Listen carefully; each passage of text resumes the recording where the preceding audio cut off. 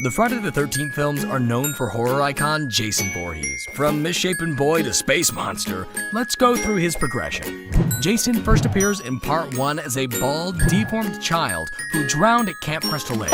His mother later avenges his death, only to be killed herself. In Part 2, Jason is alive somehow and seeking revenge for his mother. He's full-grown and wears a plaid shirt, overalls, and a one-eyed sack. Unmasked, his head appears lumpy with patchy, long hair. Jason is bulkier in Part 3 and acquires his iconic hockey mask and trades the overalls for blue pants and a green dress shirt. He also ditches his hair for a shaven look, and oddly shares little resemblance to himself in Part 2. In the final chapter, Jason's clothes noticeably have more wear and tear, and his face looks much more deformed. He's sliced to death by his own machete and presumed dead. Jason in A New Beginning is revealed to be a copycat killer, so let's move on. In Part 6, Jason Lives, Jason is brought back to life when lightning hits his corpse. While zombified, he dons the same attire, but with additional gloves.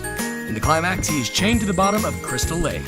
In Part 7, The New Blood, Jason is let loose by a girl with psychic powers and now sports a chain around his neck and clothing that is even more tattered, revealing bone underneath. His mask is broken and reveals an extremely rotted face. Once again, to stop his rampage, he's sent to the bottom of the lake. Part 8, Jason Takes Manhattan, has Jason awoken by electric shock and finds a new mask. He now seems perpetually wet. He hops a boat to New York and once there is melted away by toxic sludge.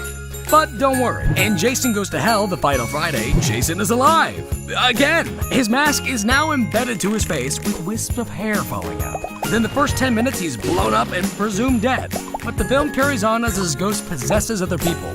He eventually resurrects himself, but is soon stabbed by a magic dagger and dragged into hell.